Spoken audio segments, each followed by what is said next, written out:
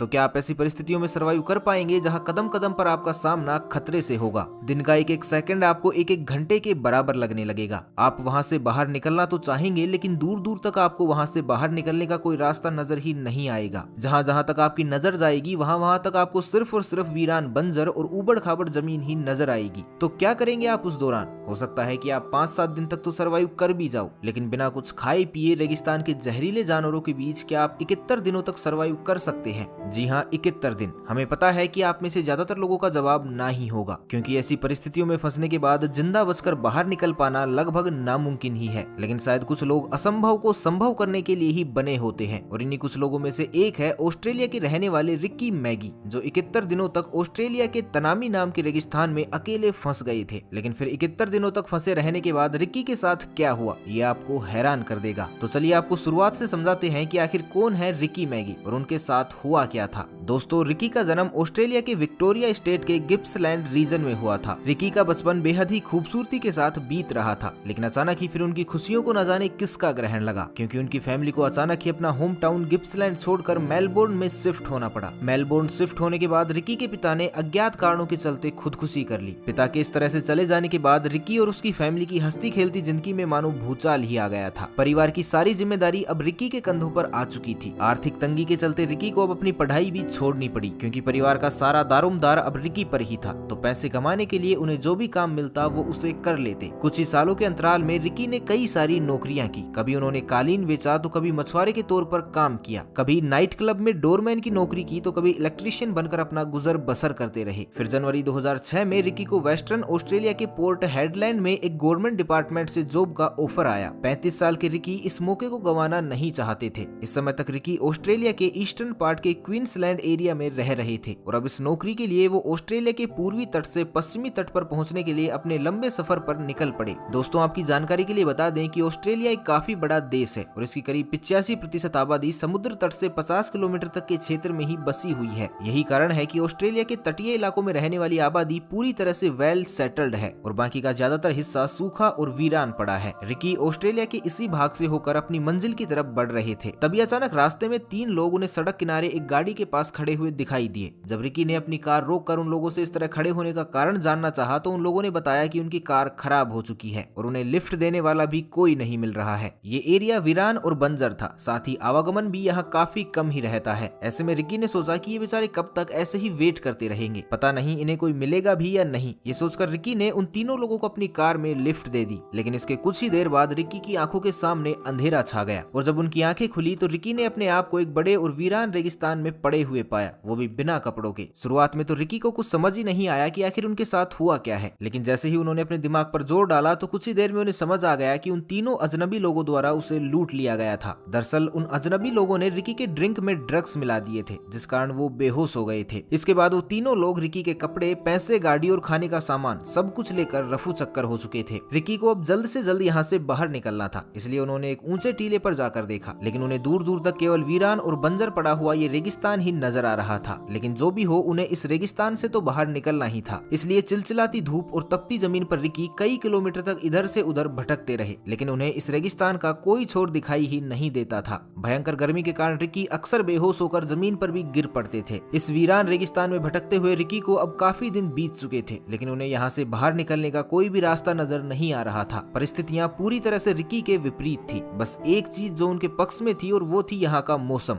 दरअसल उस समय ऑस्ट्रेलिया में बारिश का मौसम चल रहा था और बारिश के मौसम में पानी और छोटे जंगली जानवरों की अधिकता होती है। बस यही एक चीज थी जो रिकी के फेवर में थी, क्योंकि बारिश के इस मौसम में रिकी अपनी भूख प्यास मिटाने के लिए कुछ न कुछ बंदोबस्त कर ही लेते थे। इसी तरह दिन बीतते गए और रिकी लगातार मदद की तलाश में इधर उधर भटकते रहे। हर सुबह उठकर रिकी अपने सफर की शुरुआत इसी उम्मीद के साथ करते कि शायद आज उनका सामना किसी न किसी इंसान से जरूर होगा जो उनकी जान बचा लेगा। लेकिन हर दिन बस रिकी को निराशा ही हाथ लगती और जैसे ही शाम होती तो वो बस मायूस होकर बैठ जाते। लेफ्ट फॉर डेड नाम की अपनी ऑटोबायोग्राफी में रिकी ने बताया कि वो रेगिस्तान में लीच, छोटे छोटे कीड़े, मेंढक, चींटियां, छिपकली और पौधे की जड़ों तक को खाकर अपना पेट भरते थे। उन्हें वहाँ जो भी चीज मिलती वो उसे खा लेते। अपनी प्यास बुझाने के लिए रिकी ने छोटे छोटे बांधों और गड्ढों में जमा पानी की मदद ली। जब उन्हें आसपास पानी का कोई भी स्रोत नजर नहीं आता था तो वो अपने यूरिन को भी ठंडा करके पी जाते थे। जी हाँ, आपको सुनने में थोड़ा अजीब जरूर लग सकता है, लेकिन जब परिस्थितियां विपरीत होती हैं तो इंसान को उन परिस्थितियों से लड़ने के लिए हर संभव कोशिशें भी करनी पड़ती है। दिन के समय रिकी का चिलचिलाती धूप और गर्मी के कारण बदन झुलस जाता था।